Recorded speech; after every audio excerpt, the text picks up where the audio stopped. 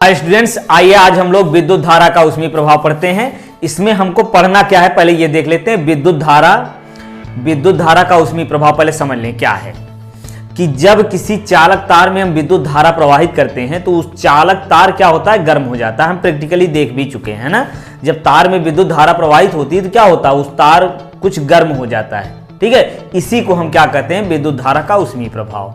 तो हमको पढ़ना क्या है, विद्युत ऊर्जा और विद्युत सामर्थ्य। ठीक, तो चलिए सबसे पहले देख लेते हैं विद्युत ऊर्जा। विद्युत ऊर्जा क्या है कि जब किसी चालक में हम क्या करते हैं, आवेश प्रवाहित करते हैं तो कुछ ऊर्जा व्यय होती है, कुछ ऊर्जा खर्च होती है। ठीक है, जैसे हम मान लें कोई बैटरी है, बैटरी से जब हम कोई उपकरण चलाते हैं, ठीक है, तो बैटरी धीरे धीरे क्या होती है, डिस्चार्ज होती है, यानी ऊर्जा उसकी व्यय होती है, उसकी ऊर्जा खर्च होती है। तो जितनी ऊर्जा खत्म होती है उसी को विद्युत ऊर्जा कहते हैं। ठीक है, तो इसको परिभाषित करने के लिए हम क्या कहेंगे कि जब किसी चालक को हम आवेशित करते हैं, यानी आवेश प्रवाहित करते हैं, तो जो ऊर्जा व्यय होती है उसी को विद्युत ऊर्जा कहते हैं। किसी चालक को आवेशित करने में व्यय ऊर्जा विद्युत ऊर्जा कहलाती है। साथ में बोलिएगा, याद हो जाएगा। चलिए अब इसके बाद इसके लिए हम फार्मूला निकालते हैं। तो यदि मान लें हम कि Q कूलाम के आवेश को प्रवाहित करने में यदि W जूल ऊर्जा व्यय होती है, Q कूलाम के आवेश को प्रवाहित करने में यदि W जूल ऊर्जा व्यय होती है, तो चालक के सिरों के बीच का विभवांतर, चालक के सिरों के बीच का विभवांतर की परिभाषा से क्या मिलेगा, V = W/Q। तो यहां से व्यय ऊर्जा क्या मिल जाएगी, व्यय ऊर्जा यानी जो कार्य किया जाएगा वही ऊर्जा के रूप में संचित होता है। तो W बराबर क्या आ जाएगा, VQ। पहला फार्मूला ये मिल गया हमारा, W बराबर VQ, यानी विभवांतर गुणे आवेश कर देंगे तो व्यय ऊर्जा मिल जाएगा। ठीक, चलिए चूंकि हम जानते हैं कि यदि चालक तार में I एम्पियर की धारा, ठीक है, I एम्पियर की धारा, यदि चालक तार में I एम्पियर की धारा T समय तक प्रवाहित होती है, T समय तक यदि प्रवाहित होती है तो प्रवाहित आवेश होती है, तो प्रवाहित आवेश कितना होगा, Q बराबर क्या होता है, IT। ठीक, तो ये Q की जगह हम IT यदि रख दें तो व्यय ऊर्जा क्या हो जाएगी, व्यय ऊर्जा हमारी हो जाएगी W बराबर V है और Q की जगह लिख देंगे IT। ठीक है, तो अब यहां से देखिए आगे फार्मूला निकालिए। V बराबर क्या होता है, IR, चूंकि हम जानते हैं V बराबर IR, तो यहां रखिए V बराबर IR, तो मिल जाएगा W बराबर IR, एक I और है T। ठीक है, I क्या बन जाएगा, I², इसी में हम बना देते हैं क्या, I² RT। ये दूसरा फार्मूला हो गया और ये तीसरा, ये हो गया पहला वाला व्यय ऊर्जा के लिए। ठीक, अब यहां से I की वैल्यू यहां रख दीजिए। I बराबर यहां से क्या मिलेगा, चूंकि I बराबर यहां से क्या आएगा, R इधर बटे में होगा, V/R। देखिए इसे गुणा है ना, तो इधर जाएगा तो बटे में हो जाएगा। अब I की जगह V/R यहां रखिए तो क्या मिलेगा, W बराबर, को चलिए यहां से लिख देते हैं, W बराबर क्या मिलेगा, यहाँ I रखिए तो V, और यहाँ I की जगह V/R जब रख करेंगे तो यहाँ V 2 बार हो गया, V/R, V² और क्या हो गया T, V² T/R। ये फार्मूला याद रखना है हमको इसको अच्छे से, क्या, VQ, VIT, I² RT, V² T/R। ठीक, तो ये चार फार्मूले हमारे हो गए व्यय ऊर्जा के। ठीक है, और ये व्यय ऊर्जा किसमें होगी, जूल में। ये क्या होगी, जूल में। यदि इसको हमको कैलोरी में बदलना है, क्या करना है, कैलोरी में, तो क्या करेंगे, चूंकि यहां हम जानते हैं क्या, 1 कैलोरी बराबर क्या होता है, 1 कैलोरी बराबर कितना जूल, 4.2 जूल। तो 1 जूल में क्या होगा, 1/4.2 कैलोरी। ठीक है ना, तो यदि जूल को कैलोरी में बदलना है, इसको उष्मा में बदलना है, तो उष्मा जो है यदि कैलोरी में बदलना है इसको, तो H बराबर यही हो जाएगा, H बराबर, देखिए कहाँ से लिखें, चलिए यहीं से लिख देते हैं, VIT, ये जूल में है तो 4.2 से भाग दीजिए, इतना लिखिए कैलोरी। ठीक, ये फार्मूला हो गया। अगला क्या होगा, अगला है I² RT बटे 4.2 कैलोरी। ठीक, अगला क्या बनेगा, यहाँ से V² T/R और ये हो जाएगा 4.2, इतना क्या, कैलोरी। ठीक, तो ये तो हमारा हो गया व्यय ऊर्जा। तो ये चारों फार्मूले अच्छे से आपको याद होने चाहिए। यदि कैलोरी में पूछ रहा है, यदि कैलोरी में पूछ रहा है तो क्या करेंगे, 4.2 से भाग दे देंगे। ठीक, तो ये हो गया विद्युत ऊर्जा। अब इसके बाद देखते हैं विद्युत सामर्थ्य। चलिए देखते हैं विद्युत सामर्थ्य। विद्युत सामर्थ्य क्या है कि किसी उपकरण, ध्यान समझिए, विद्युत सामर्थ्य, सामर्थ्य उसका ज्यादा होता है जो ज्यादा कार्य करता है कि नहीं, जो ज्यादा कार्य कम समय में कर ले उसी का सामर्थ्य ज्यादा होता है कि नहीं। तो इसको हम परिभाषित कैसे करेंगे, क्योंकि विद्युत के लिए हम सामर्थ्य कह रहे हैं, तो विद्युत उपकरण या किसी परिपथ में, ठीक है, किसी विद्युत उपकरण अथवा विद्युत परिपथ में ऊर्जा व्यय की दर को, ऊर्जा व्यय की दर को विद्युत सामर्थ्य कहते हैं। ठीक, फिर सुनिए, किसी विद्युत उपकरण अथवा परिपथ में ऊर्जा में व्यय की दर को विद्युत सामर्थ्य कहते हैं। ठीक, अब यदि हम मान लें कि किसी विद्युत परिपथ, किसी विद्युत उपकरण अथवा विद्युत परिपथ में T समय में W जूल ऊर्जा व्यय होती है, यदि किसी विद्युत परिपथ में T समय में W जूल ऊर्जा व्यय होती है, तो उस यंत्र का सामर्थ्य, उस यंत्र या के लिए विद्युत उपकरण या परिपथ का सामर्थ्य P बराबर होगा W/T।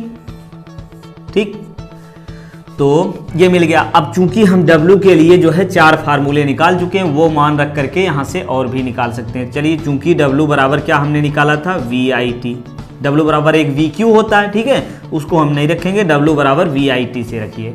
तो यहां से P बराबर क्या आएगा, VIT रखिए, ये नीचे T है, T से T कैंसिल, तो P बराबर क्या मिल गया, VI। ये सामर्थ्य पहला वाला हो गया। अब यहीं रख करके चेक कर लीजिए, चूंकि हम W बराबर जानते हैं, I² RT भी रख दीजिए, तो जो W है उसी में ऊपर जो T है उसको हटा दीजिए तो सब बन जाएगा P। चलिए अभी याद कराएंगे। अभी देखिए, यहां से मिला क्या, V की जगह यहां वैल्यू रखिए IR, तो क्या मिलेगा, P बराबर V की जगह IR, I 2 बार हो गया, I² R। ठीक, अगला, अब यहाँ I बराबर रख दीजिए V/R, तो क्या मिलेगा, P बराबर, अगला फार्मूला हमारा हो जाएगा P बराबर, चलिए यहीं लिख देते हैं, P बराबर V²/R। ठीक, ये फार्मूले हो गए सामर्थ्य के। ठीक, अब इसके मात्रक हम निकाल लेते हैं सामर्थ्य का। तो सामर्थ्य के मात्रक देखते हैं। ये मात्रक पूछता है कि निम्न में से सामर्थ्य का मात्रक कौन सा नहीं है, तो हम मात्रक निकालना जानते रहेंगे, तभी चेक करके पता कर पाएंगे कि मात्रक ये सामर्थ्य का है या नहीं है। चलिए, तो पहला मात्रक यहां से देखिए, यहां से एक तो होता है वाट, चलिए पहले उसको लिख लेते हैं, एक वाट छोटा मात्रक हो गया। फिर यहां से कार्य का मात्रक जूल बटे समय। ठीक, तो समय का क्या होगा, सेकेंड, जूल प्रति सेकेंड, दूसरा मात्रक हो गया। और तीसरा यहां से निकालिए, क्या मिलेगा, वोल्ट, V का वोल्ट, I का एम्पियर, वोल्ट इंटू एम्पियर, ये हो गया। यहां से मात्रक बताइए, विद्युत धारा का मात्रक क्या होगा, एम्पियर, अब स्क्वायर है तो एम्पियर स्क्वायर कर लीजिए, एम्पियर स्क्वायर, और R का क्या होगा, ओम, एम्पियर स्क्वायर ओम। यहां से निकालिए वोल्ट स्क्वायर अपान ओम। ठीक, ये हमारा मात्रक हो गया। और इसके अलावा इसके बड़े मात्रक कौन कौन से हैं, किलोवाट, क्या, किलोवाट, मेगावाट, क्या, किलोवाट, मेगावाट, अश्वशक्ति, हार्स पावर जिसको कहते हैं, अश्व शक्ति। ठीक, ये लिख देते हैं हार्स पावर, हार्स पावर। तो इसको समझ लीजिए, 1 किलोवाट में कितना वाट, 1000 वाट, यानी 10⁻³ वाट लिख दे रहे हैं। 1 मेगावाट में कितना वाट, 10⁻6 वाट। 1 अश्वशक्ति बड़े में कितना होता है, 746 वाट। ठीक, ये मात्रक हो गया। इसके अलावा एक और है किलोवाट घंटा, वो इंपॉर्टेंट है, उसको अभी अलग से बताएंगे। पहले इसको हम याद कर लेते हैं अच्छे से। मात्रक निकालना तो आपको आगे ही गया होगा, फार्मूला रखिए और सब मात्रक खुद से निकालिए तो याद रहेगा ना समझ में आए इसको बार बार देख लीजिएगा, ठीक। चलिए अब हम फार्मूला याद करते हैं जल्दी से। जिनको याद है और अच्छी बात है, फिर से सुन लीजिए और अच्छे से याद हो जाएगा। W बराबर अभी क्या मिला, W बराबर VQ। अगला Q की जगह जब रखेंगे तो VIT, और I के रूप में निकालेंगे I²RT, विभव के रूप में लिखेंगे V²T/R। ये तो हो गया W के लिए फार्मूला, ठीक। इसके बाद P के लिए यदि हम निकालते हैं तो P के लिए क्या बनेगा, P बराबर W/T, ठीक। P बराबर W/T। तो W की जगह यहां मान रखिए तो क्या मिलेगा, VI I²R V²/R, ठीक। तो ये 4 फार्मूले हो गए इसके। अब इसके अलावा आप पक्षांतर करना तो जानते ही होंगे, चलिए नहीं जानते तो जो देख लेते हैं। P बराबर जैसे ये W/T है तो यहां से W अगर निकालना यानी कार्य निकालना है तो कार्य बराबर क्या हो जाएगा, इधर गुणा करेंगे PT, तो W बराबर क्या आ गया, PT, कार्य बराबर PT मिल गया। अब यहां से समय यदि निकालना तो समय यहां करेंगे, P को इधर कर लेंगे, ठीक। चलिए इसको सवाल लगाएंगे, प्रैक्टिस हो जाएगा। तो ये तो हमारा हो गया सामर्थ्य। इसके बाद देखते हैं किलोवाट घंटा या यूनिट। तो किलोवाट घंटा अथवा यूनिट क्या होता है समझ लेते हैं। तो ये समझिए ध्यान से, 1 किलोवाट के सामर्थ्य के यंत्र, 1 किलोवाट के सामर्थ्य का यंत्र 1 घंटे में जितनी ऊर्जा व्यय करेगा। फिर से सुनिए, 1 किलोवाट सामर्थ्य, जैसे मान लीजिए आपका प्रेस है, घर में प्रेस है 500 वाट का है, मान लो 500 वाट के है, तो अब कितने प्रेस चला दें हम कि 1000 वाट हो जाए, 2 प्रेस। तो यदि हम 2 प्रेस चलाएंगे, कपड़ा प्रेस करने वाला है ना स्त्री, तो 2 प्रेस जब चलाएंगे तो हो गया 1000 वाट, हो गया ना। 1000 वाट मतलब 1 किलोवाट। तो इसको हम 1 घंटे तक चलाएंगे, 2 प्रेस कितनी देर तक, 1 घंटे तक चलाएंगे, तो कुछ ऊर्जा व्यय होगी कि नहीं होगी ना। तो जो भी ऊर्जा व्यय होती है उसी को किलोवाट घंटा अथवा यूनिट कहते हैं ना। जो देखिए यूनिट में बिजली का बिल आता है यूनिट में, तो हमको यूनिट में कितनी यूनिट ऊर्जा व्यय हुई है इसको निकालने को आता है, कितनी यूनिट ऊर्जा व्यय हुई है इसको निकालने के आता है। तो इसको निकालने के लिए हम फार्मूला देख लेते हैं।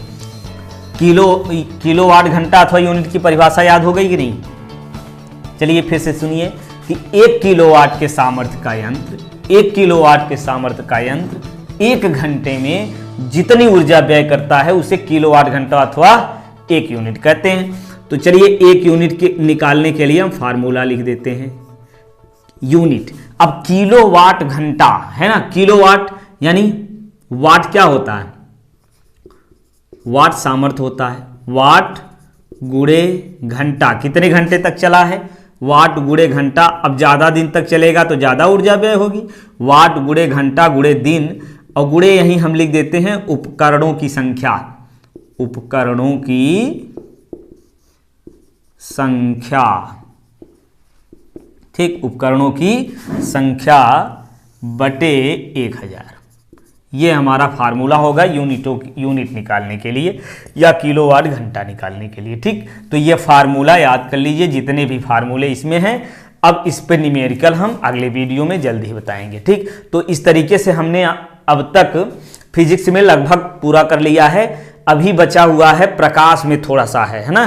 प्रकाश में 1-2 चैप्टर है, 1-2 चैप्टर मतलब वही मानव नेत्र वाला और प्रिज्म, ठीक। उसको भी जल्दी खत्म कर देंगे, इसके बाद लगातार प्रैक्टिस करेंगे, ठीक है। चलिए मिलते हैं नेक्स्ट वीडियो में।